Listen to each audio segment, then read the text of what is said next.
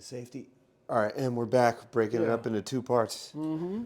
Man, I mean, that's just amazing that you came up in this. It's not like a vacuum, but it's like I was very lucky, man. Yeah. I was lucky to have two great parents, man. I mean, you know, and my father's whole thing is keep the kids doing something.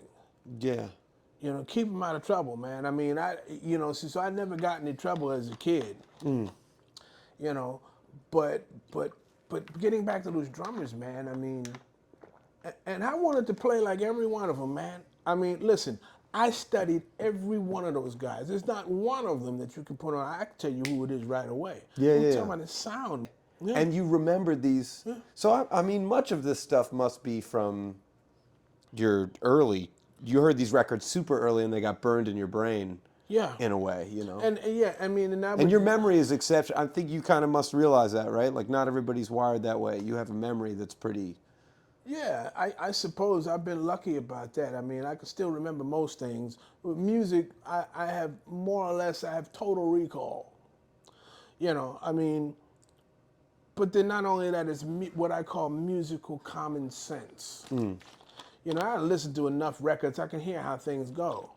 And all those drummers, man, they had the same thing. I mean, you listen to these guys, and you can tell, like, maybe they didn't make the rehearsal. Or a lot of times what happens with all these guys is they spring things on them at the last minute. There's no music, there's no nothing. Yeah, yeah. And you can hear, man, you know, that's because music, it's not about the drums. It is, but then it isn't. It's about music yeah. and how to apply the drums to the music. And that's one of the things that I was always attracted to. How these guys play the ensembles. It's the drummer's job to make the band sound the best that it can sound. Drummers make or break bands. Everybody else can be great. You have a sad ass drummer, it's sure enough going to be sad. Done. Yeah, that's it. It's done. Yeah, yeah. You know. Absolutely. I mean, it was always interesting to me. You swap out a drummer. If you swap out A.T. and you put Philly Joe Jones in there, different rhythm section, different sound, apples and oranges. That's the beautiful thing about that period Sure. of the 55 through whatever. It's kind of almost the same rhythm sections, and it's like little puzzle piece. Oh, let's see what happens if we. Yeah, you change Wynton Kelly, you put Sonny Clark, and it's a different rhythm section. Yeah, PC and Philly compared to AT and PC is way different. Yeah. And they both play differently. You can see how Wynton Kelly plays differently with Philly Joe than he does, they say, with A.T. or with Cobb. Right, Cobb. Exactly. Very interesting, man. And see, so for me, I mean, you know, man, and I just got into this whole thing. I mean, I wanted to know as much as I could. Yeah. About the history of this music and all the drummers that played it. There's so many guys out. I mean, so many guys, so many great drummers. And you can put this stuff in your toolbox. It's like like a plumber comes with a toolbox, and he has a special metric wrench that'll fit for this situation. Yeah, he's prepared. Out, man. He's prepared. This is a lot of what Mr. Carter talks about with bass players being prepared. Yeah. But this also goes back to your father. Oh, well, yeah, man. Because he's records, the work ethic, everything that's in time for the drum set. It sounds like everything was. Was he a very prepared man? Like he was. Yeah, for the most part. Yeah, for the most part. But you know, he just instilled a certain thing, you know, in us. And plus, I liked it, man. That's the whole thing. You liked it. I liked it, man. Was there anything pre-music with this kind of using the same mental muscles, like building Lego? Or No. It was just music. Just music. So you can't remember anything before that. No, man. I mean, that's beautiful. I didn't. I mean, you know, you couldn't get me to put together. Back in the day, they used to have these model cars. You couldn't put me to, you know, where you had to look at the instructions and put the stuff together. I couldn't do it either. I couldn't do that, man, because I'd lose my patience and just throw the whole thing up in the air. Yeah, that's my vibe. With Monopoly. You know, no, I'd had enough, man. I mean, but this is the only thing that I would just sit there and pay attention to and figure it out. Plus, man, you know, it's like I tell my students, it's supposed to be fun, man. All the stuff was fun, man. For me, it was fun. It was interesting, you know, learning. It's still interesting learning. I still sit there. I still love. I don't do it as much as I would like to, but I still like to sit up by myself and listen to records. And that's the other thing. I mean, you know, back in the 60s when I was coming up, well, see, I had plenty of time. I had plenty of time to learn. I had plenty of time to learn. And plus, you know, my father used to say, I mean, there was a saxophone player by the name of Eric Dixon, great tenor saxophonist. He played in Basie's band. And he's a very nice man. Man, he could play his ass off, man. And records that exist to him, you know, the records that existed. He made a few records on his own, but most of the stuff was with Basie. But anyway, he sounded a little bit like Don Bias. You know, he's like that. But anyway, he heard me play, and I remember he wanted my father to let Count Basie hear me because he was on the band. He was in Basie's band off and on, Eric Dixon. Wow. And my father said no. You know, with certain people, you know, my father always used to say, no, I don't want him to get too much exposure. He always used to say that. I don't want him to get too much exposure. So what he was saying, man, that's the best, man, damn, that's the best thing he could have done for me. He didn't want people to hear you before you were fully developed or something like that? Yeah, and plus he wanted the kid to be a kid. Maybe we can pause here and talk about the current climate. Because Because it's really the opposite, right? Yeah. It's really, even myself, I feel like I'm putting out records younger than I should. Like everybody's kind of like, it's a race to be out there and to be noticed, which I also understand for a lot of people my age because there's just not that many gigs and people are clawing to be able to make a living or something like that. Yeah. But in terms of like your dad, you know, he had the foresight, you know, also sidebar, my mother was a child talent agent. So I know a lot about this, about parents who put a little bit too much pressure and the kid breaks and they don't. So your dad was smart like that, but he also was smart like he's developing, he's getting it together. I don't want Count Basie to see him as a novelty or something like that or hear him before he's... It wasn't even that. He wanted the kid, he said, you know, he's got plenty of time for that. He needs to develop. That's the best thing that he could have done for me, man. So how do you feel about the young drummers today that are like clawing to get on stuff and they're maybe not fully developed? Or the attitude? I know this is a large topic, Oh, but... buddy. I know there's going to be some people that are going to be pissed, you know, when this thing comes out. None of these guys can play, man. They can't play.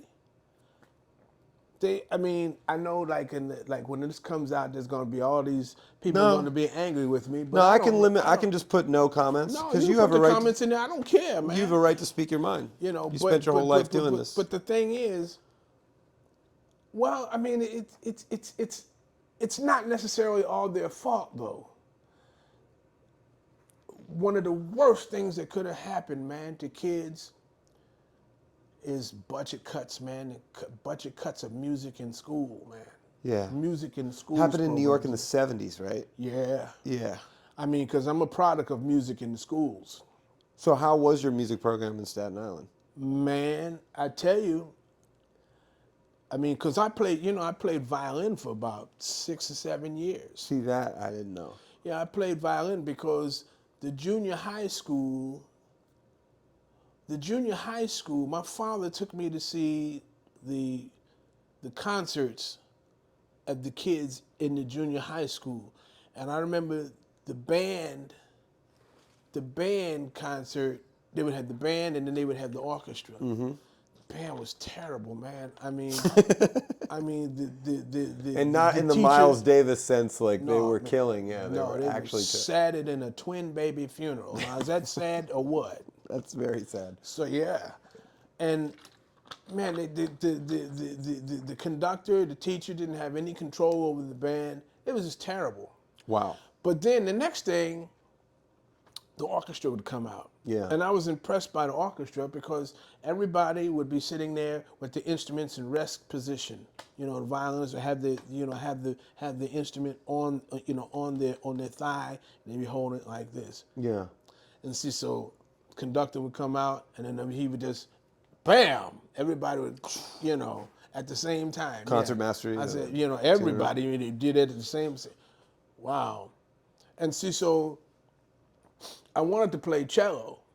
That's what I really wanted to do. Wow. I wanted to play cello because my father had a record called Ray Brown Jazz Cello. You Yep. ever hear that record? Yeah, of course. And he also, or at least I had a track from Sam Jones' record, Yeah. The Chant. Yep. And like there was another Riverside compilation that had Sam Jones playing cello on Bluebird, Charlie Parker's, Yeah, yeah. you know. So, but then the guy said, the teacher said, well, your hands are too small for the cello. So like now I know that that's not true, but they needed some violins. So I ended up having to play the violin, which was kind of tough, man. I mean, I used to have to fight over that violin every day. I'd come out of school, and them kids would see me and say, oh, look at Wash. Look at him. Only sissies play the violin. Oh. I said, oh, yeah, you think so, huh? Well, step off, motherfucker, you know. And we put that violin down, bam, start fighting. Damn. Bust the knees out of my pants, right? So I get to the door of my house, and my mother would take one look at me. And she said, you've been out there fighting again. I told you about that fighting. And so then I said, why are you out there fighting? Says because the guy called me a sissy and worst, you know. Yeah. You know, why can't you just ignore them? I said, Ma, you got to defend your honor out here, man. You can't. That's not gonna work. So then I had to busted the knees of my pants. Yeah. And see, so my mother would say, I just bought those pants. Well, you're gonna wear those pants just like that tomorrow. I said, yeah, okay, Ma. And I knew that wasn't going to happen. Yeah, yeah. Because unlike today, when you see these kids out here with holy pants, No way. that wasn't happening in my Yeah, family. your parents man. were sending you out looking clean. Yeah, I feel that. I feel that. So then, and sure enough, she would, you know, put a patch on from the inside of the pants, you know, make it look like it was never a hole there, you know. But shoot, man, I mean, look, man, I fought over that violin for, you know. But that's I mean, some of those fights I lost, but some I won. But that whole I don't even want to say pride, but that thing about like this is the theme I'm noticing in your family, like doing things correctly, presenting yourself well, having pride. Yeah. To tie back into Show my up on question, time, all that kind of stuff. but that's what I'm saying about you as a drummer and your whole thing. And now I feel like, you know, obviously there's a bunch of great musicians out at any given time over the last 100, you know, thousands of years, whatever. But I feel like sometimes like the presentation, like every time I see you, it doesn't matter what gig you're on, you're there super early. Well, yeah, I try to be. You're getting the drum sound the best you can. You're bringing the best sound you can. You're dressed, you know, the best you can to present yourself. It's a whole thing. Yeah. And guys like yourself and Ron Carter have really inspired me. And it seems like that was the norm.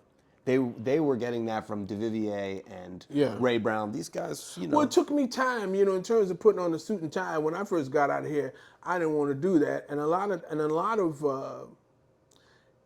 of musicians weren't doing that, except for George DeVivier, Hank Jones, and Clark Terry. Those guys all were through the showing up. 70s, they were just still man, just like... man, those cats were sharp. I mean, Buck Clayton, man. Damn, Buck Clayton could go out his house to a bodega right around the corner. You can bet at very least he's going to have a nice shirt on, a pair of slacks. Yeah, just to This leave the cat house. would wear, yeah. This cat was sharp. They were all like that. I love that. It took me time to, you know, to really get into that, man. I mean, but you know, getting back like to about the drummers nowadays is like I teach up at Juilliard. You want to change? No, I'm just making sure the angle is cool. I'm keeping the screen dark so the battery lasts. You know. Smart. I'm Smart. Trying to produce here. A little production goes a long way. So yeah, man. I mean, so what happened was, I mean, well, I'm up at Juilliard and Purchase. And like I said, the budget cuts in schools. See, so you know they don't have music in the schools. Yeah. So the whole thing has changed. This whole dynamic, man, period, has changed. And computers and cell phones have just messed up all these kids, man. I mean, Yeah. you know, they don't concentrate. Yeah.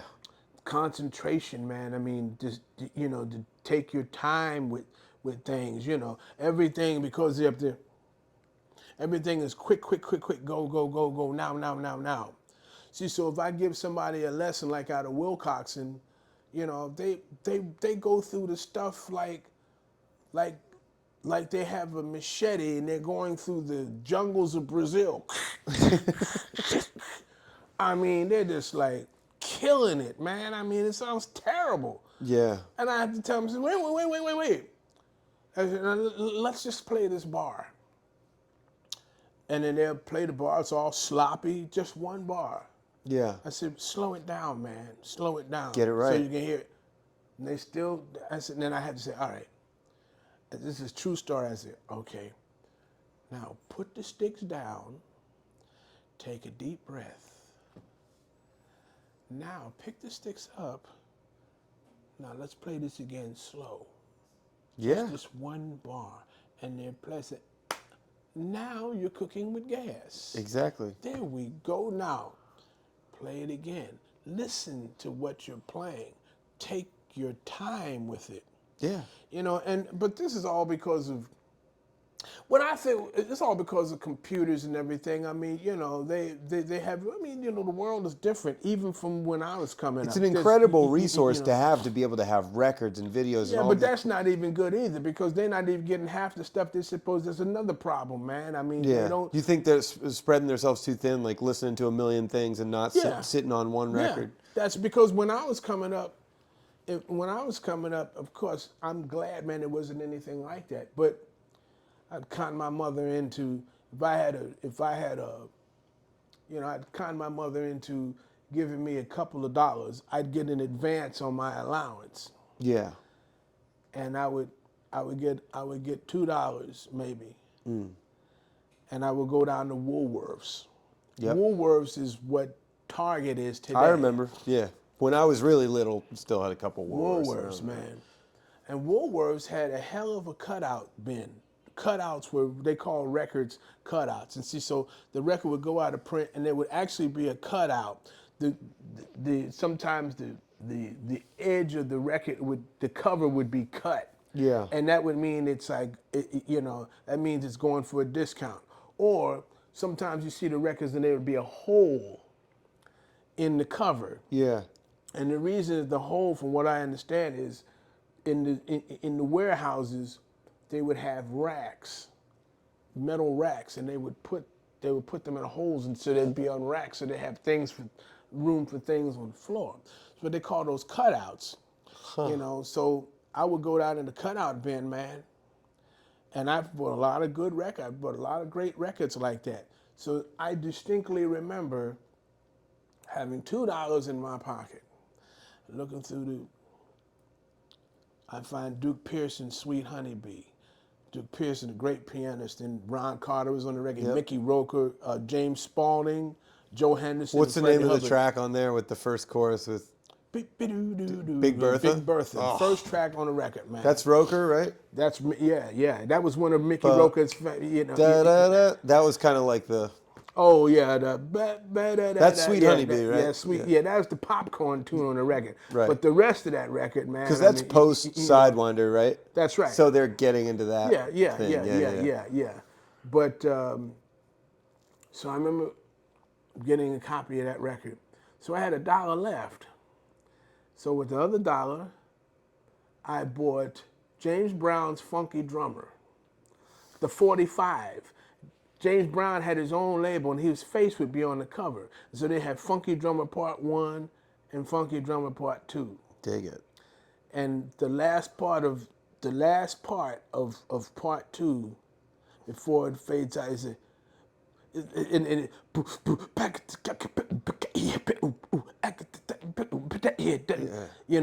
the thing is fading out, man. That Clyde Stubblefield. Yeah, that's bad, man. Of course. And so I bought that 45, and so I had $0.25 left. You were really making the most of this. Because 45s were 75 cents at the time. Right. So I had $0.25 left. and for a quarter, I would buy a bag of Twizzlers, strawberry Twizzlers. That's my allowance. And I sit You there still a and, Twizzlers guy? yeah, Yeah, yeah. I think I've seen you with some Twizzlers on the road. Yeah, Only a certain kind, though, man. I mean, they're good. but yeah. Yeah. So then, but man, that's all. I would run those records to death. I mean, different styles, but both very great, man, in their Quality. own ways, man. Yeah. Quality. And to the point, like, man, where I knew those records inside and out. But see, nowadays, the cats could go on YouTube or and you can find this stuff. But you're only gonna listen to it once. Yeah, I'm trying to break that habit big time. You know, I mean, whereas, you know, see, so I listen to stuff over and over and over again. But getting back to the drummers, clearly, man, these drummers have no jazz sensibilities. Yeah.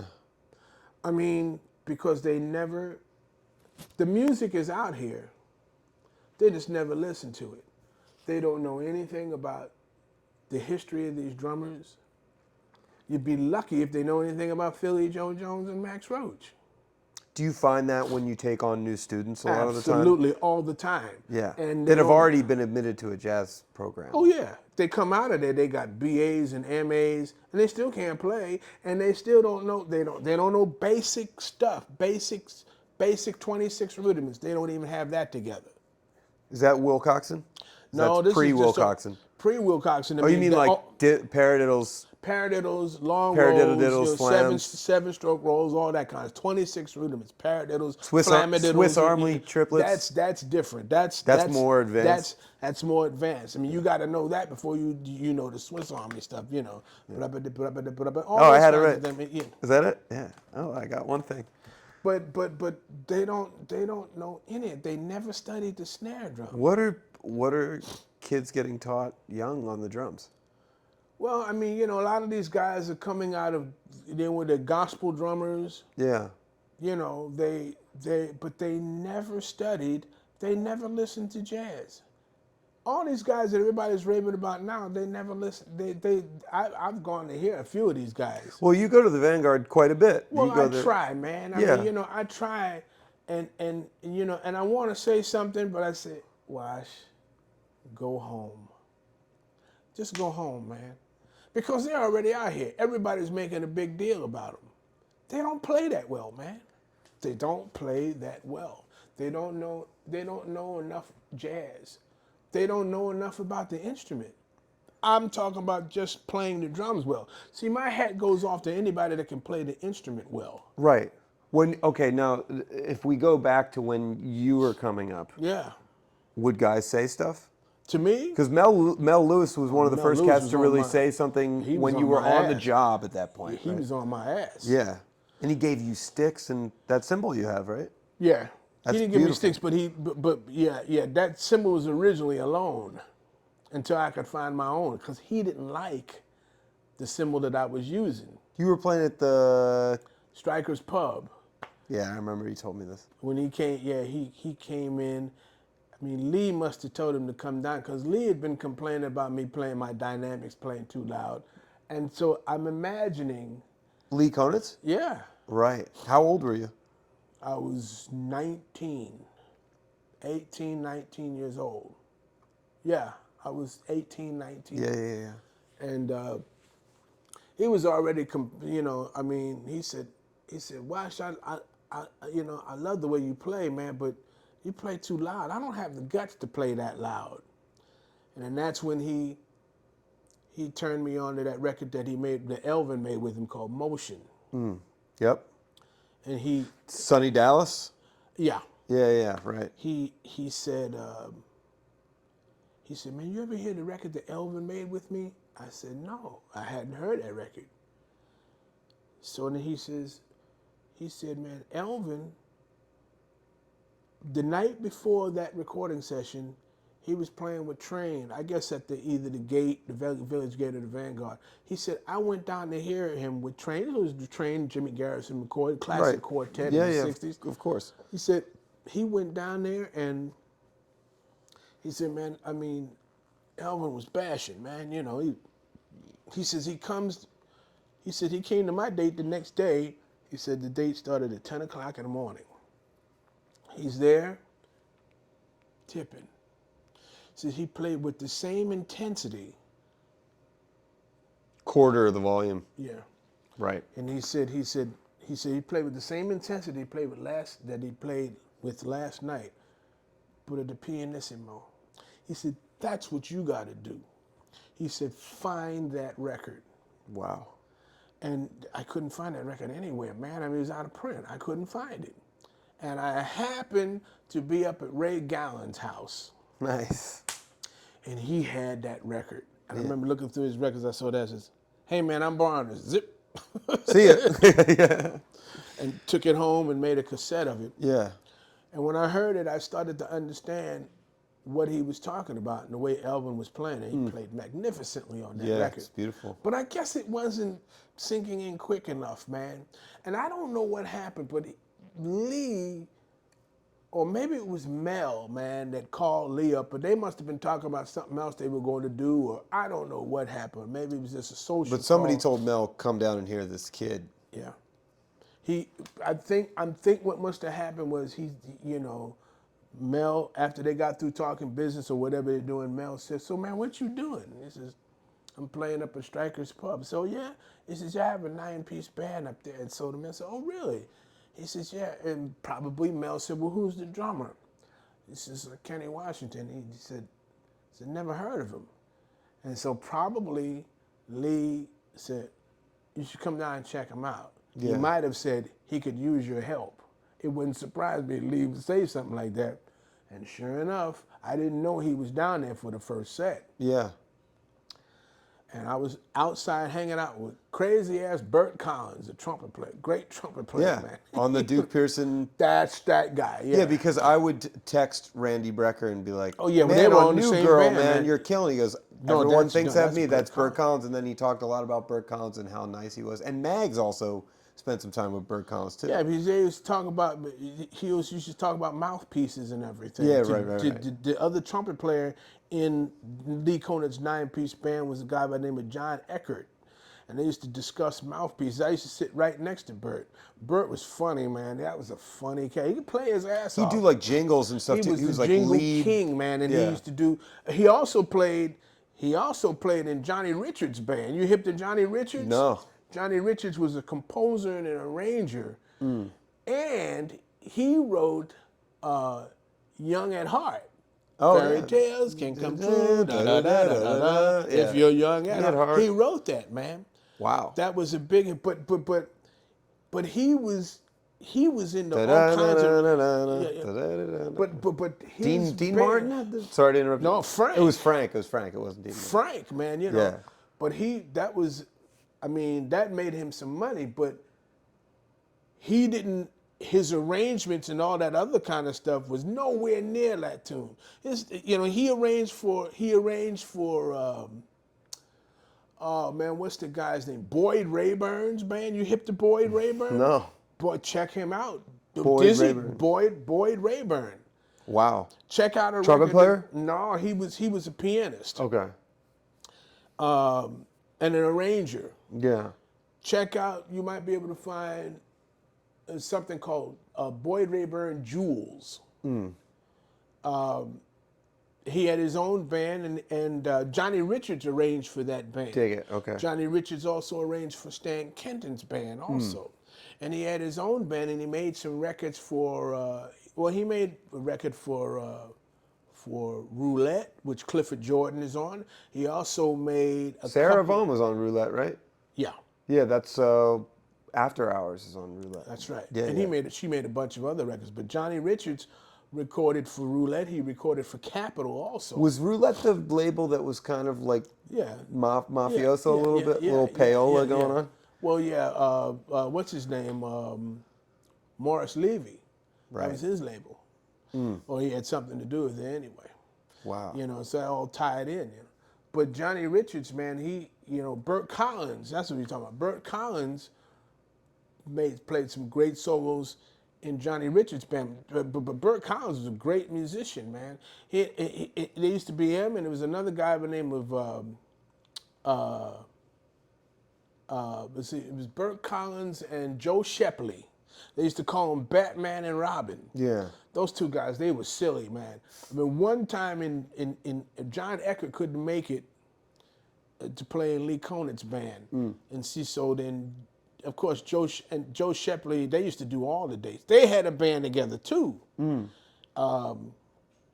Those guys were so silly, man. And they're sitting up there. I'm sitting up there next to them because it's real tight in this real small stage at Stryker's Pub, and I'm sitting up there laughing my ass off. Those two had me on the floor crying. They were so stupid, man, telling jokes. Cats were stupid, man. But so I just loved to hang out with Burt Collins. I loved him.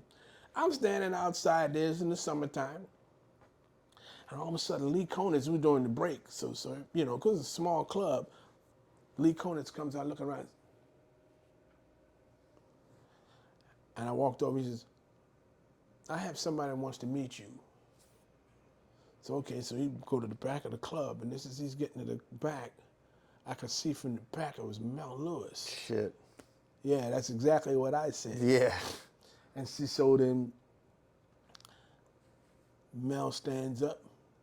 So Lee says, Kenny Washington, this is Mel Lewis. Mel Lewis, this is Kenny Washington. So then Mel looked at me and says, hey man, I remember you. Weren't you at the Jazzmobile last year when you had my record on the Mold label? I autographed it for you. I said, yeah. This was like a summer or two before that. He says, I remember you. So then he sits back down, and so then he says, yeah, man, have a seat. So he kicks the chair. And the chair, when he kicked the chair just, and the chair was right in front of him. We face to face. He said, sit down. Some cowboy shit right there. And then he says, yeah, man, you play good. Good time. Good sound on the instrument. But you play too goddamn loud. He went off on me, man.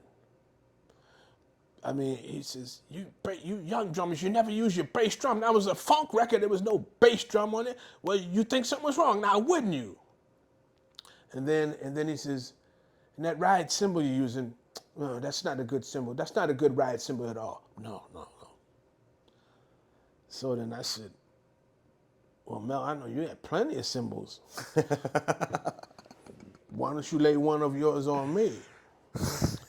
So now he's looking at me, he's going to pull out a card, and he's writing his numbers. So he looks at me, he says, while he's writing, he says, call me. We have plenty of work to do. He gave me the card. Now, you see how it's different today? Yeah, but no one says anything. But no one cares. See. Well, I gotta say, I got to New York in 2010. I'm 32. When I was 18, people were saying things. Yeah, well, a little bit. Yeah, well, that era, man. But now it's kind of like everybody's really scared to say anything. I have to really dig and ask. Yeah, well, I mean, that's because, you know, all this stuff about culture cancel or whatever that bullshit is, you know, no one wants to say anything. I mean, you know, but then not only that, it doesn't make much difference. Because these guys out here, they have a different way they're looking. They're thinking about how many likes they have on the computer. Yeah. But, you know, and plus, they all have their own record label. They all have their own, you know, everybody's raving about them. They don't need to listen to me. What could I possibly know? See, but then again, on the other hand, look, man, I'm not Mel Lewis. I'm not Philly Joe Jones. I'm not Elvin Jones. I'm not Jimmy Cobb. I understand that, but you're also Kenny Washington. Yeah, but that and don't this is mean the time this is my generation and younger we are in. But they don't care, man. You spent a lot of time getting this information and getting it right. They don't care.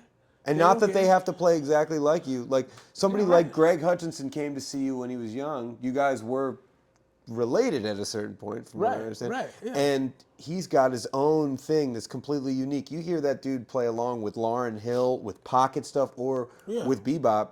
But it's see, Greg Hutchinson. But see, he can play the drums. And it wasn't just me that helped him, because Marvin Smitty Smith helped him too. Right, right. Because Smitty lived right around, or lived cat a corner from him.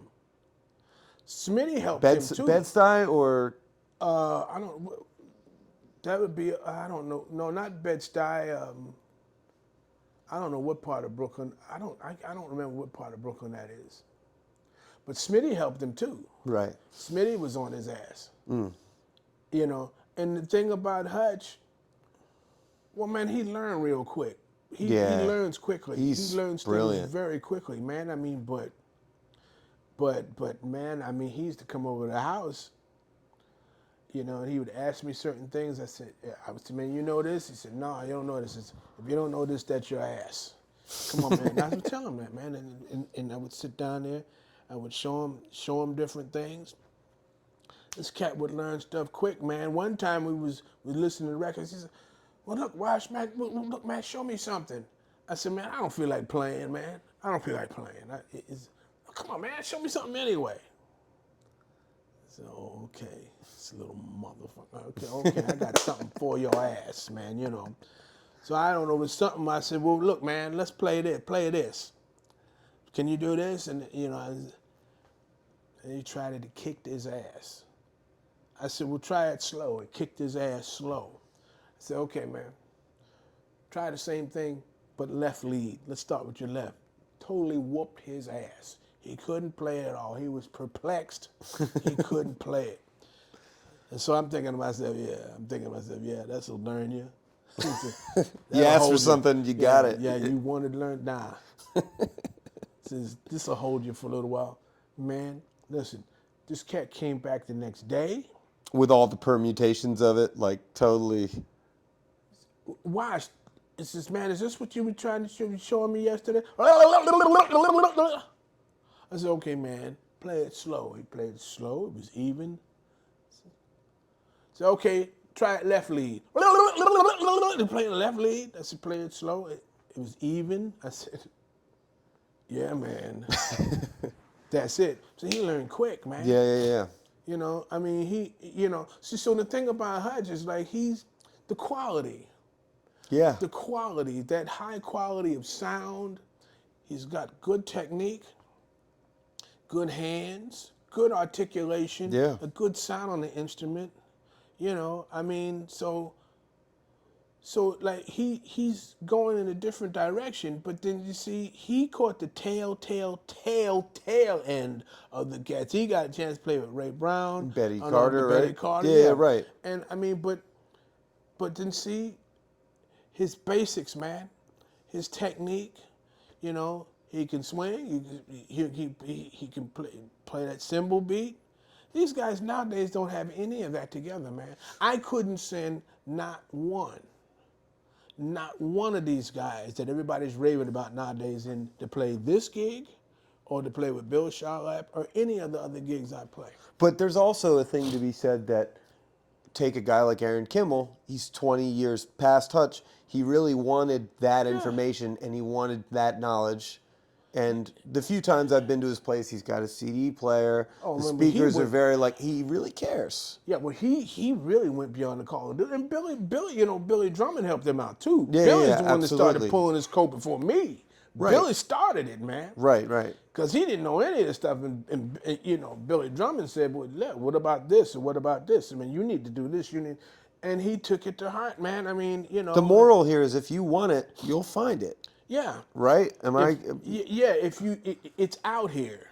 Definitely. See, what the thing I can't understand about all these guys is tons of bass players going to see Peter all the time. Young guys, I always a few. I don't. It's 5 or 6 guys regularly going to see Peter. I've definitely been one of them. It's right there, or Mr. Carter, or Mr. Williams, or whoever is out there. Yeah, I mean, but. But these guys are getting over, man. I mean, but they don't play that good. Not for me. I mean, they don't. I mean, I've tried to go down and hear some of these guys. I mean, they're clearly not playing jazz, man. Who do you like to go hear? You like to go hear Bill Stewart, right? Oh, man, Bill Stewart play his ass off. Bill Stewart's no joke, but he always could play. But then see again, man. He's also a little older too. He's closer to your age than mine. Yeah, but Yeah. but man, I mean, listen, I mean, everybody loves Bill Stewart. All these young cats, that's all they talk about, which is great. But I just wish they could have been at my house or seen a video when Bill came over to my house, because we got to do this again, man. I mean, with you know, he came over to my house listening to record play. I can't remember what it.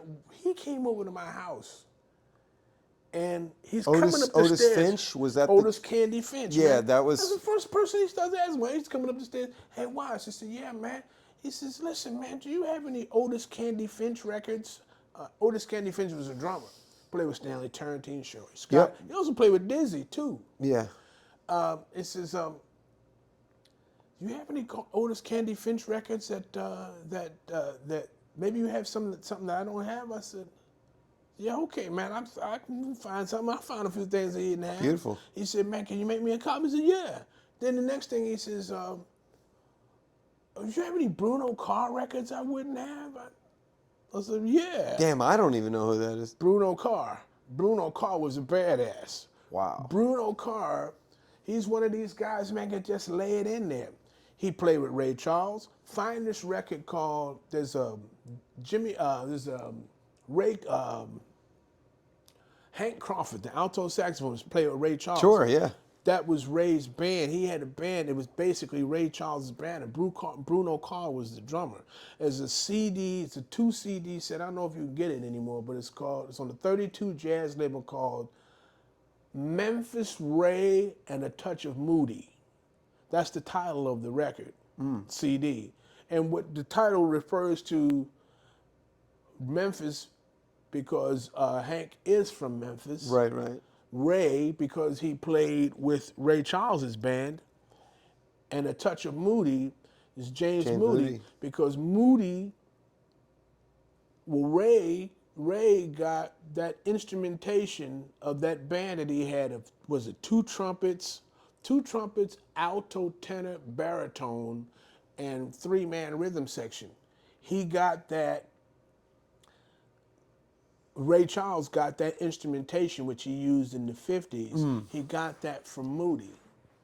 He got that James Moody had a nice, tight little band like that. And then Moody got it from Illinois Jacquet, who had a tight little band. When he left Count Basie's band, they called them Big Little Bands. Yeah, Big Little Bands, right, yeah.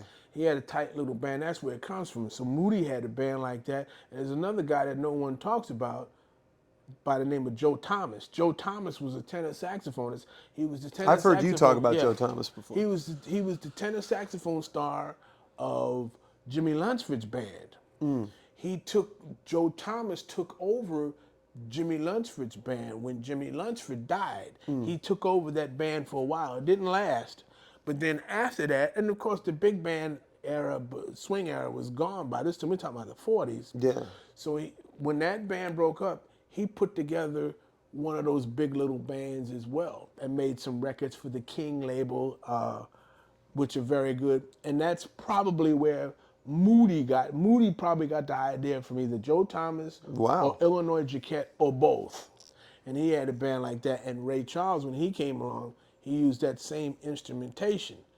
And Fathead Newman was in the band, Hank Crawford, The Hog, Leroy Cooper played baritone sax, the two trumpets of... The Hog. So they called him The Hog. The two trumpets were Philip Guilbeault and John Hunt, and they had a rhythm section, no piano.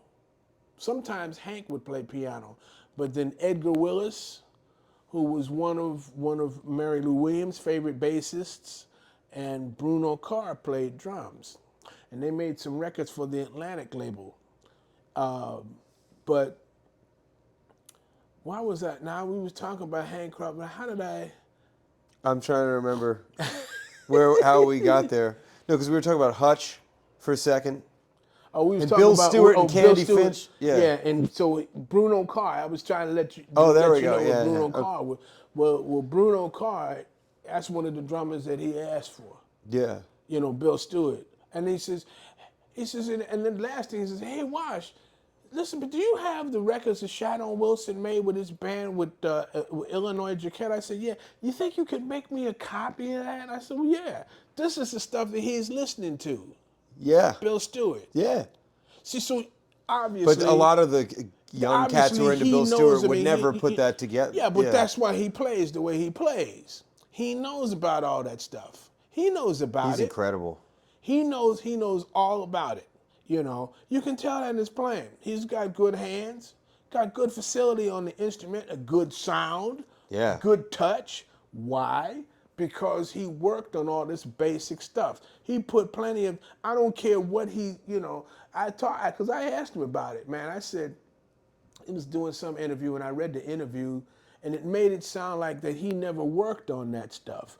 But then I asked him about it and he says, yeah, well, I was misrepresented, you know. Right. I said, yeah, I know you were, man. I said, because I can tell by the way you play, you put plenty of hours into the snare drum. Yeah. There's no doubt about it. But see, these guys out here now, they don't understand the instrument. They don't understand the snare But the drum. focus from the phone, I mean, it's like, how is humanity ever going to go back from that? It's like split second. Like every 3 seconds, your attention's being divided and It's divided. too bad, man. So then you have to sit there and you're telling kids, you're like, yeah, you need to sit here and go, ba, ba. Like, you know what I mean? There's You 3 gotta- seconds in between every one of those hits. Yeah. How are you going to have that kind of focus? Well, So are you gotta- worried? Like, Oh, sure, man. but I'm there worried are about people it. who come along, in your opinion, who you really think are talented musicians and great young guys. So like, What, drummers? I mean, well, there's just only a musicians few. in general. Let's Yeah, say, but they're very few, man. I mean, very few. They can all play the instruments. At least the horn players, they seem like they can get around the instruments. But there's no tools in the toolbox, man. Harmonically, you know. See, so I mean, look, man, at Juilliard, you ask a certain saxophone player about Lucky Thompson. He knows nothing about Lucky Thompson. Well, automatically, that's a slice of harmony gone. They don't know anything about Don Byas. That's a slice of harmony gone, man. yeah, They hardly know about Charlie Parker and Dizzy Gillespie.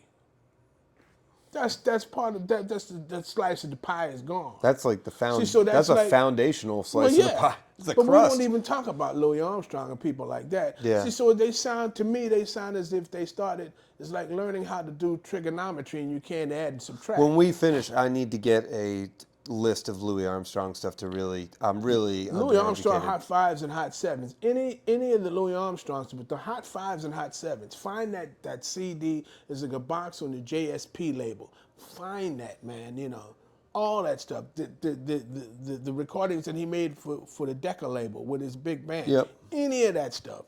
Any Louis Armstrong, man. I mean, you know, Yeah. any of that. But you know they.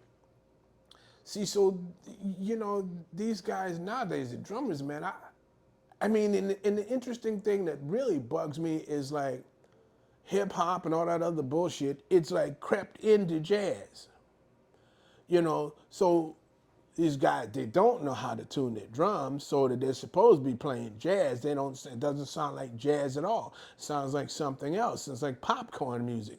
Drums don't sound, but then again, to me, the drums don't sound that good in the first place because they don't have the touch. They don't have the basics. Now, for an interesting counterpoint on that Nicholas record, when you're playing pocket, you didn't change the tuning at all. No. But it sounds, you know, all the young cats be like, man, K-Wash playing pocket. Damn. They like it that's that much? Yes. Well, but it makes sense because you came up in a time where you were studying jazz, but it was around you. Yeah, but I studied that stuff too. See, I that's know, another yeah. thing that people don't. For me, I mean, look, man, I used to buy I used to buy Southern Soul Stacks records. I used to buy all that stuff, man. I knew about Well, somebody all that put up stuff, a small man. clip of you on Facebook a long time ago teaching in Juilliard, being like, you guys think I can't play reggaeton? You think I don't know about that? And then you bust into this reggaeton beat. And I Really? remember being in college being like, oh shit, K-Wash is like smoking on that stuff. Man, I know all about it, man. I So, know all so about the it. tuning of the drums, let's say you're on a gig like that where you're playing with Nicholas and you guys are swinging and then the next tune is pocket. It's more about the sound you're hearing out of your Absolutely, ears than man. the tuning or whatever. Well, yeah, but now I tell you what, man. If I had made those records were in the studio, I probably, Swap out a bass drum? probably I would have changed it. Yeah. I would have changed it probably. Yeah. But you're on this gig and it's live, Yeah.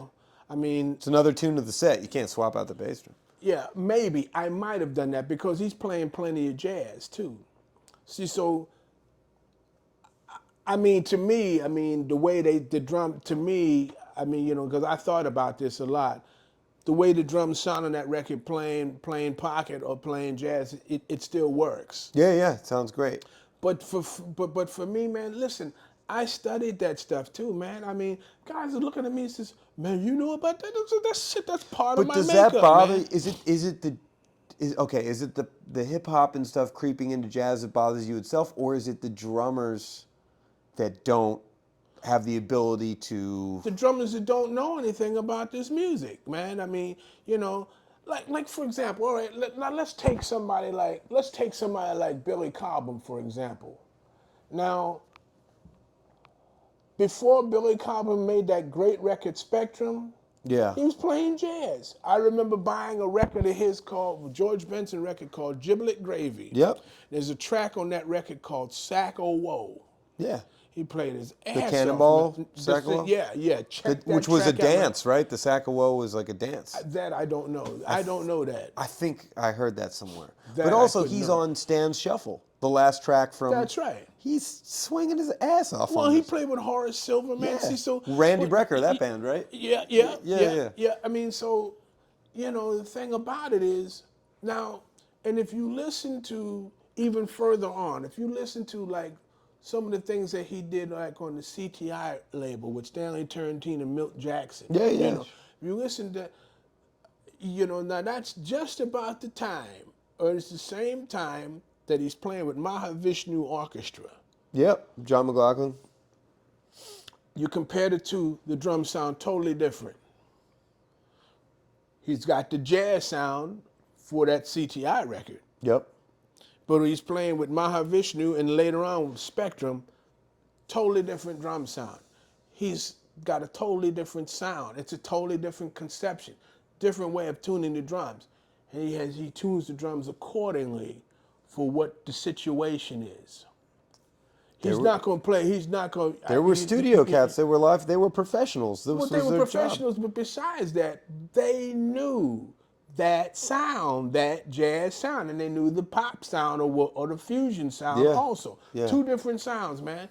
So when you listen to those records, you can hear that he's thinking one way, the drums sound like jazz drums. You go down to these clubs now, these guys, and the records that I hear, see, I'm back on the radio again, man. See, so, I try to listen to some of this stuff to see what I can play, man. These drummers are terrible, man. They sound like pop drummers. The way the drums are tuned, no jazz sensibilities, man. But you don't think sometimes it matches the music they're playing? They're tuning that way for a reason? Because No, I don't think they know. Because, some of these guys, they don't know. Some of them don't know how to tune their drums in the first place. we'll talk about that for a second. Who was the first cat to really? Okay, obviously the Max Roach story with the drums and the curving and stuff like that. Yeah. But was there a teacher in your life who was the first guy, or you just had an ear for it? I had an ear for it. But did you get any tips and tricks about how to actually? Did you see the older guys do stuff like? Oh, sure, man. It's a good chance to talk about Philly Joe because we haven't even touched on that. I would just see with those guys, man, Philly Joe and all. I would just sit there and watch them. I had plenty of questions. Listen, man, I was a pain in the ass. I was a giant pain in the ass. Me too. It's beautiful. Asked questions, man, question after question after question. I mean, Philly Joe Jones, I had all these different questions I would ask him, and he always used to say, he called me Mean Street. I don't know why he called me that, but he called me Mean Streets. Listen, watch, and learn. So that's where Tommy Flanagan got it from. Wow. That's what Philly Joe used to call me. That's so funny. But I just sit there and, and sometimes, he was a big proponent of drummers watching drummers. But I would say that's what he did. That's what he did when he would watch Big Sid Catlett. And I would sit there and I would just watch him, see how he would get certain sounds. you know, or I would ask questions, man. These guys would see me coming, man. They say, "Oh shit, here he is again, man." Yeah, they're trying to hang and like have a taste and shit, and then And here I comes this must kid. admit, I was a pain in the ass. There's no doubt about it, man. I was a But pain that's in why the I think ass, man. people should be listening to you because you've but dedicated all this time to going to the source and getting it. And I probably did a fraction of what you did growing up in Philly, but I remember how much of a pain in the ass I was. it's got. I wasn't asking him questions about sticks. I was asking him questions, and sometimes, you know, like it'd be Lewis Hayes or one of the, or sometimes they would, or Philly Joe, or you know, they would look at me when I was like about 17, 18, barely legal to get in the clubs. I would ask them these questions, and they would look at me and say, "Man, how the hell did you know about that record?" So, "Oh, I have the record at home," and they would look at me like I had two heads. Sometimes they would say, Stuff that was out of print, stuff that "Yeah," was. or stuff that they didn't remember. But so then once you piqued their interest, then they were willing to share. Yeah, after a while, when Philly Joe saw me coming around, what with Philly Joe, what happened with him was, man, I followed him around all over the place. Yeah. But one night, I came to the Vanguard. He was playing with Bill Evans. Came down with my cymbal bag. So he's setting up. This must have been a Tuesday night. So he's setting up his drums. So he just about set up his drums and everything. So he was putting the cymbals on Mark the hi-hat. Johnson? Yeah. Okay. Dig it. Putting the hi-hat on the. So then he sees me. He said, "Hey, man, how you doing?" I said, "I'm doing all right, Joe. How are you?" So, "I'm doing fine, man. Great to see you." And I said, "Great to see you." So then he's putting the cymbal on the, you know, tightening up the clutch. Yeah. And he says, "So I see you got your cymbals with you." I said, "Yeah, I just came back from a rehearsal. I just came back from a rehearsal with Walter Davis Jr." He said, "You play with Walter Davis Jr.?" I said, "Yeah." And he's just looking at me. And he says, "Wow, man, Walter Davis Jr., that's my baby. Walter Davis Jr." He said, "Is he still writing those hard-ass tunes?" I said, "Yeah, Joe. I got a cassette of him in my bag. I got to learn for tomorrow's rehearsal." Then he says, "Damn, you play with Walter Davis Jr." And he says, "If you play with Walter Davis Jr., you must be a bad motherfucker." Then after that, Wow. then he started taking me a little bit more serious. But there was, in a way, like the young cats now. Well, this probably always existed, but like who kind of walk in the club with their chest out a little bit. You were just kind of humbly sitting there, and he asked you what you were up to, and you just casually mentioned. You know what I mean? There was no trying to prove anything. You just let him know Yeah. what you were up to, and then he Yeah, he came was to surprised, you. man. Yeah, you he know. was surprised. Yeah, I mean, but man, you know, I mean, I had questions, man. I mean, you know, some guys didn't really want to be bothered. I mean, Joe Jones didn't want to really be bothered. Papa Joe Jones? Yeah. I asked him for some lessons, and he said, I retired. He went off on me. I said, okay, man. Okay. Have it your way, man. Have it your way. Yeah, man. Burger King. Yeah, have it Burger your way. King. You got it, Holmes. I mean, but then I understand, man. I mean, at that time, I mean, you know, he was a little bit senile, you know. Yeah. You know, He I would mean, have been really. maybe if I had caught him, if I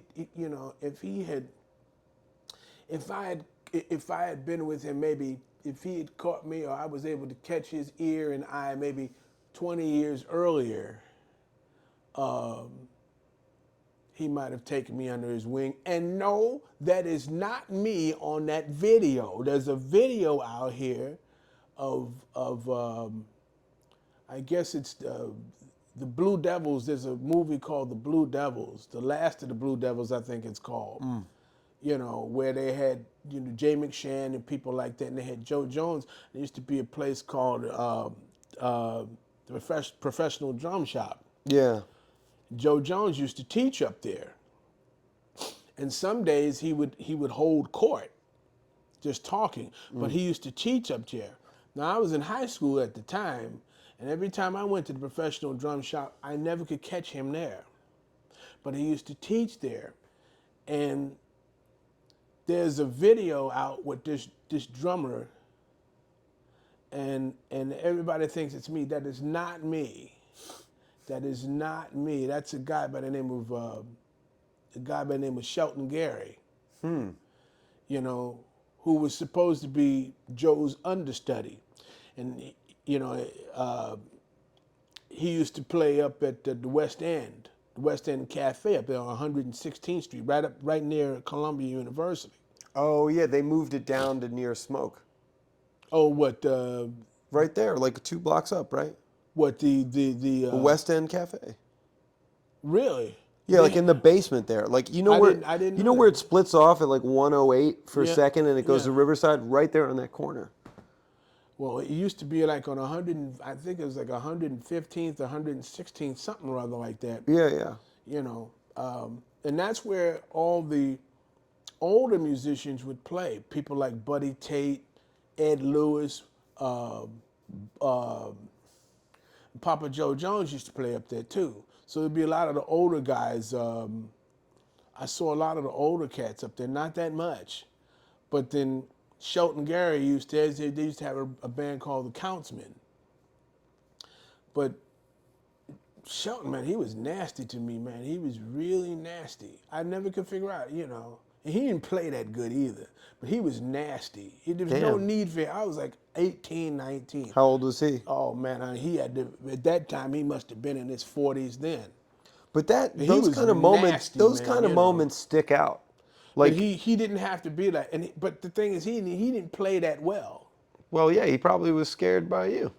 I don't know, but he was nasty. See, so people, there's one of the, I think it's on YouTube, and somebody wrote, you know, that's Kenny Washington. It's not. For the record, that is not me, because I never took any lessons from Papa Joe Jones. I wish I could have. Right. But, you know, for whatever reason, he didn't want to be bothered with you me. were talking before about taking lessons with Philly, but you only got a couple that were really like sit down at the drums, right? There was never any sit down at the drums.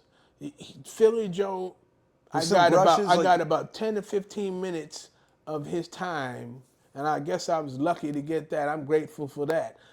On a box near the kitchen of the Vanguard. I never could get him to give me, you know, I used to ask him, and he would just always like blow me off, man. He would, you know, I'd say, well, Joe, man, I want to take some lessons with you. How much? Oh, $1.380. I said, no, Joe, man. I mean, listen. Or sometimes I said, look, Joe, this is not, I want to take some lessons with you. And he would rough. I said, look, Joe, this is not a freebie, man. I want to pay you. Yeah, yeah, I says, man, I want to come down to Philadelphia, yeah. you know. And he would just rough it off, man. I mean, So was he commuting to the Vanguard and stuff like that? Like he was living in Philly? yeah, yeah, Wow. yeah. But he would, you know, he would never. And you know what, man? And I heard a few of his students, they didn't play that good. And see, so I was. Well, let's just say my feelings were hurt that he didn't want to teach me, man. You know, he didn't want to help me. But then, you know, I mean, I wanted more time with him. I wanted to learn all that brush stuff, because I mean, that book, Brush Artistry, that book, that's a hard book to understand. Yeah. And I told him one time, I said, well, Joe, man, I said, I would like to take some lessons, because the way you have the book, I said, I don't know if the left hand, I need somebody like you to tell me, no, to lift the left hand up, or the left hand should be doing that. Because at that time, there were no videos or anything like that around. Yeah. That's one of the jazz tragedies, that he didn't get a chance to videotape what was in his book, which is too bad, man. I mean, but he, I said, man, I said, look, man, I mean, the only way that I need somebody like you around to really understand that book is complicated. So he just looked at me, he didn't say anything. And so I was in a Jazzmobile or something, and I was standing out there during the break, and he was talking to this family, and I'm standing right next to him, and out of nowhere, he says, there's a little kid that was with this family that he was talking to. And out of nowhere, he says, see that kid over there? I said, yeah. I says, I wrote that book so that even he could understand it. I said, damn, Mo. I didn't say nothing to him. He just said that out of the blue, man. I mean, embarrassed the shit out of me. I mean, Wow. I didn't say nothing. But Right. then later on, he finally admitted. He said, "Yeah, I could see how you could see. I could see how you could say that that book is is complicated, and it is. I Yeah, mean, to yeah. figure out exactly what he what he's doing, but he didn't. I mean, and then the last time that I saw him, I guess he must have been playing at Kobe Narita's place. Yeah, yeah, He was. I can't think of it. It was a theater that she had. It was near Astor Place. yeah. Yeah, yeah. So he would. So of course he's in town. So I'm gonna be there. I just help him set up his drums, man. Wow. And so during the break, he went down to the liquor store because they didn't sell. They didn't sell. Kobe didn't have a liquor license. Right. So he said, "Well, man, come on, let's take a walk down there. Let's take a walk down to Astor Place." So I'm walking with him, and out of nowhere he says, "Man, I got some new brush shit. It's a motherfucker, man. I mean, you got to check this out, man." I said, "Man, I got some new stuff." He said, "Man, yeah, I want to show you this stuff." I stopped him right there in the middle of the street. I says, "When, man?" He says, "Can we do it when we get back to the Yeah, to Kobe Narita's place. He says, can we do it then?" He said, "Well, no, man. He says, "Well, man, when I come back," he says, "when I come back to New York, I'm coming back to New York in about 3 weeks. We can do it then." I said, "I'm holding you to it, Joe. I'm holding you to it." "No, man. We're going to do it. We're going to do it." I never saw him again. He died. Within those 3 weeks, Well, I mean, something happened. the 3 when he had weeks something went else, by. Yeah. I never saw him again, man. Damn, I'm sorry. I mean, but then you know what? Like I said, I was kind of, my feelings were hurt that he didn't want to teach me, man. But then when he died, his wife called me up. His wife called me up and she said, "Joe told me that if anything happened to him, he wanted you to take his place in Damaronia." Yeah, I was like, yeah. Wow. Yeah. That must have been a real moment for you. Yeah. So then I started thinking, well, maybe he had something very special for me. And then, and I guess he figured that I didn't need any lessons from him because I would figure it out anyway. He was wrong. He was dead wrong. But yeah, man, I mean, and like, so Damaroni, I made a record with Damaroni. And there's a Lincoln Center concert that exists. Yep. Now those are unfillable shoes, man. Yeah. I mean, He had a deep passion for Tad Dameron's music. absolutely. He knew Tad's music better than anybody. That and Elmo Hope's music. Yeah. And that Elmo Hope, I just got to meet Joe Lovano for the first time, and I hung out with him at this festival in PA, and I brought up that concert that you guys did with Eric Reed? With Eric Reed. Oh, man, that's some of the hardest music I've ever had to play, man. You gave up, and you got up and gave a beautiful speech about Elmo, and the whole band sounded fantastic. It's really nice. It's on YouTube for all the watchers and listeners. It's just... Eric, man, played the hell out of that music. That Yeah. music was hard, man. That was some but it was hard. When I say hard, yeah, it was hard, but rewarding hard. Beautiful. It's not like this stuff out here now, man. I mean, which is just hard for the sake of being hard, where there's, where it doesn't really make sense. Elmo's music, Herbie Nichols, people like that, you look at it and say, damn, this is hard. Have the weird amount of bars, like a 7-bar bridge or this or that, but then when you listen to it and you start figuring, oh, okay, it makes sense. I understand why it's like that. That's when the stuff is musically rewarding. Yeah. When you're getting something out of it, or you just say, or it might take you a while, you say, oh, I understand why he writes like this. And then you say, oh, okay, this is what it is. And and it starts to lay right in your head as to how, Yeah. and it starts to really make sense. That's rewarding music, man. Yeah. You play Thad's music or Elmo, like I said, or Herbie Nichols, one of those kinds of people, man. There are rewards if you choose to study Yeah. and look at it. You'll find some things that's going to help you with something else. Yeah. But but like I said, man, I mean, That's your whole thing, kind of.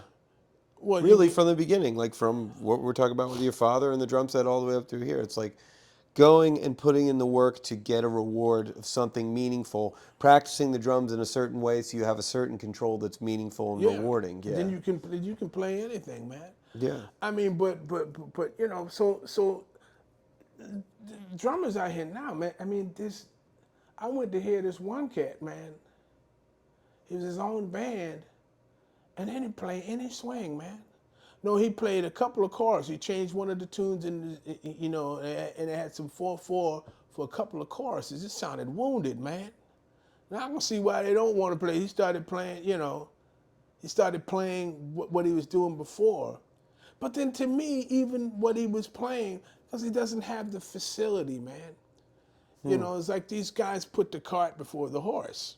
The music is much more advanced than they're able to play. And these are the same guys that can't play Spang-a-Lang. They can't do that. So how are you going to, be able to play anything else? That's what I can't understand. And I can't understand what makes these guys think that they're going to be any different than, say, Charlie Parker or Dizzy Gillespie, who had to learn the stuff that was before. Of course, when they were coming up, Yeah. there was like only 10, 15, 20 years. Now it's over 100, it's 100 plus Of years. music, yeah, of recorded music. Yeah. But it's supposed to be fun. But these guys, they don't know basic stuff, man. I mean, I see it all the time, even at Juilliard. I see it all the time. Players that they should know, they don't know anything about these people. But also the thing is, when okay, let's say you're younger than me and you come up with a phone and you're given candy every day. That's what a phone is. It's like dopamine. You're getting the thing, and then you're like, okay, I'm gonna need you to like eat broccoli. It's essentially what it is. And then if you start eating broccoli after a week, you're like, oh, I feel fantastic. You know what I'm saying? Yeah. But you have to break that wall. Well, but the whole thing is also, I don't even like them listening through the phone, man, because while they're listening to the phone, what happens? That thing goes off, ding, ding. So now the music is playing, and there they are, looking at some dumbass emails or something. That music is going in one ear and out the other. Yep. They're not finding out the information. Man, I mean, this happened at Juilliard. This happened at Juilliard. This one guy, he's talking to me. He said, "Oh, Professor Washington, I heard this record of Dizzy Gillespie doing Blue and Boogie. It was a live show. Do you know that record?" I looked at him. I looked at him like, "Have you lost your mind? Do I know that record?" Yeah. So he's, oh, I didn't mean it like that. Of course you know that. I said, "Yeah, right." So anyway, he's talking about Dizzy Gillespie on this record. I think it was Blue and Boogie. It was I think in 1951 at Birdland, or it might have been Anthropology. So anyway, those broadcasts with it was Coltrane on them? No. There's one with Symphony Sid. Oh, okay, It's cool. Bud, Tommy Potter, Roy Haynes, Charlie Parker, Oh, and Dizzy Gillespie. I've heard that before. Man.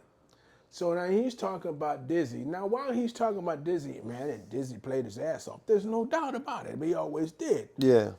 So now when he's talking about Dizzy, in my dome piece up here in my brain, I can hear the saxophone player, his solo.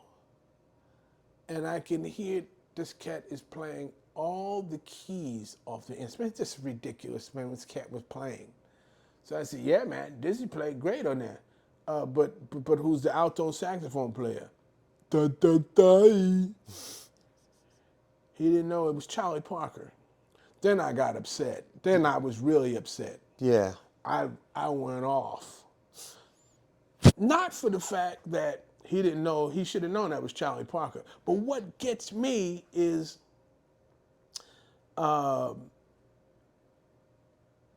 after hearing that solo, there's nothing in him that said, well, damn, who is that alto saxophone player? Yeah, Man, to like, who is that? Man, who is that? I want to know. and So you, just a few clicks on the computer, you'd find as out. opposed to your time, which you had to like, if it wasn't on the sleeve, how were you even gonna Yeah. know? You Yeah. know? I mean, but nothing in him said, damn, this guy's playing his ass off. Curiosity. Yeah. Nothing in him. I mean, to the point, all right, if he couldn't find out on the computer, damn, call me or call one of the other professors, we'd be able to tell you. Happy to. There's nothing in him that said, well, damn, I got to find out who is this? Who I got a guy that I know. No, that's all right. It went in one ear and out the other. Boop, boop. you know, it's a good alto player. Boop, boop. That's it. I was upset, man. Damn. You know, I mean, really, I was really upset. I understand why. You know, I mean, yeah, and that's listening online. See, there's no personnel, there's no nothing. That which is bad enough. Yeah. See, because what I would Well, like do, us in the car with the Shazam, right? It's Yeah. bringing up the wrong record. bringing up the wrong Listening record. to radio broadcasts, and now in smart cars they have the picture of the album. It's the wrong album. Dude happened like Misinformation. Yeah, this dude the other day, man, that for his jury up in Juilliard, for his jury, he was going to play a Lucky Thompson tune. He's going to play a Lucky Thompson tune, a Lucky Thompson solo. So then I said, "Oh, okay, what you going to play?" So then he says, "Well, I'm going to play A Lady's Vanity." So that's the tune that he made with Oscar Pettiford, which is written on the changes of body and soul. Oh yeah, yeah. So I said, "Oh, you mean?" He said, "Oh, Lady's Vanity." I said, "Oh, so you mean the tune that he wrote on the changes of body and Isn't soul?" there another one OP did on the Changes of Body and Soul? The Art of Love. He's in that video with the Zola playing that. Boo boo doo doo dee dee dee. Yeah, yeah. Doo doo doo doo dee dee dee. What's the name of that? I think that's The Art of Love or something? yeah, Beautiful something Art like- of Love. Yeah, he recorded it too on. Yeah. That was his theme song for his big band. Right. Which There's a- Veronica's dad played in, right? No, Dick Katz was on that record. There's a live broadcast that exists of Oscar Pettiford's big band at Birdland. Isn't that the thing they just put out a couple of years ago? I think it's Because been out Hot longer than that. O'Brien's on some like Verve, like Oscar Pettiford on 52nd Street thing. That came out a couple of years ago. And I know you recorded with Hod a bunch of times. Oh, sure. Yeah. But now what was I saying? We was talking about, it was a student. So I said, well, oh yeah, that's the tune that Lucky Thompson wrote on Body and Soul. So the guy looked at me like I had two heads. So I didn't think anything more. So when we got to that, I wanted to hear him play the solo, and he's playing a completely different tune. And so then I said, wait a minute, man, this is not Lady's Vanity. It was on the computer wrong. So they put Lady's Vanity, which is another, but that's not Lady's Vanity, what was on the thing. They had it written up 2 or 3 different times, and all 3 of them were wrong. Wow. He didn't do his research. Or he depended, and he depended on that, on that. Well, there's a Riverside box set of Elmo Hope, or it's like the Riverside collection. It's got it looks like it's got a tape reel on the cover, and it's got Eyes So Beautiful As Yours wrongly listed. Well, that doesn't surprise me. See, so but see now, did Riverside put that out, or is that just the Spotify or whatever it is putting together? No, it's on YouTube. It's on a bunch of different things. So it must be a record that it's like the Riverside years or something. It looks like it came out in the early 2000s, like when CDs were still. I don't know anything about that, but I mean, it could have been, it could have been wrong. Yeah. This is the kind of thing that happens all the time. I mean, but getting back to drummers, man, I mean, they have no jazz sensibilities. Like I was saying before, somebody like Billy Cobham or, they're going to tune their drums differently. It's 2 different kinds of music, 2 different styles. Yeah.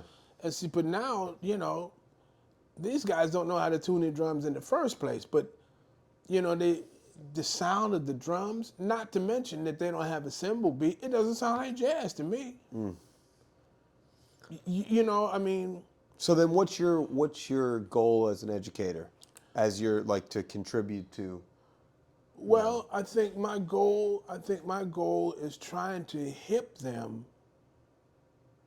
to the things that they should know about how to play the drums. Look, man, in school, all I teach is basics.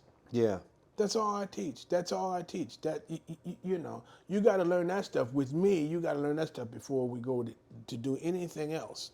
dig that. See, so everybody else is teaching metric modulations and all this other bullshit. You know, yeah, these guys come to me for lessons, man, and they can't even play a 5-stroke roll. As I say all the time, 5-stroke rolls sound like an egg roll. They can't play. Sound they like an can't- egg roll. They can't play this stuff, man. They can't play basic stuff. It's an epidemic, man. Guys are coming in, they got BAs, they got MAs, they went to this school and the grand school, this and la la la la la. And I studied in London and I studied here in Canada, la la la la la la la la la. They don't even have the basic stuff. It says, if they got a degree, man, they got a degree. They got a doctorate. They got a doc. Yeah, they've guys that come to me and say, you can't. He says, man, what? This really? Is that all there is? As the song says, you can't play any of that stuff. And they'll be out here teaching too. You know, I mean, so I don't know, man. I mean, and a lot of this stuff is intimidating. I know this stuff is hard, man. The stuff. Well, that's I'm what you'll talking hear, about is and let's hard, split man. it into a third part, Okay, by the way, because I don't want to lose it. Yeah.